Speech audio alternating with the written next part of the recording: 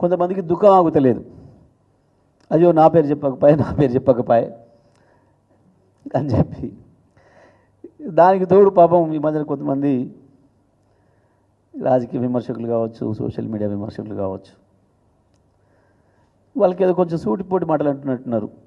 అయ్యో సారు నువ్వు కానీ పేరు తీసుకోవద్దా, పాపం ఒకటే మాటతో అనువదిలిస్తేవేంది మూటలతోని, ఇంత అన్యాయమా, నువ్వు అంత కష్టపడుతుంటే వాళ్ళ పేరు చెప్పొద్దా నువ్వు అని చెప్పి అంటున్నట్టున్నారు. పాపం అక్కడక్కడ వింటున్నట్టున్నారు.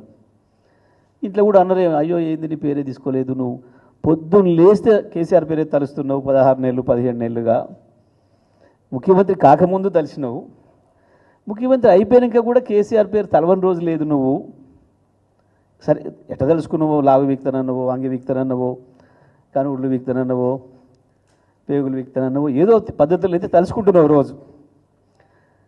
నిన్ను పేరు ఒక్కసారైనా తలుసుకోకపోయాని బాధపడుతుంటున్నావు. నేను నీ పార్టీ ఎమ్మెల్యేలు, నీ పార్టీ మంత్రులు నీ పేరు గుర్తుపెట్టుకోవట్లేరు, పిలుస్తలేరు. ఆ అక్కసు ఇవాళ కనబడుతుంది.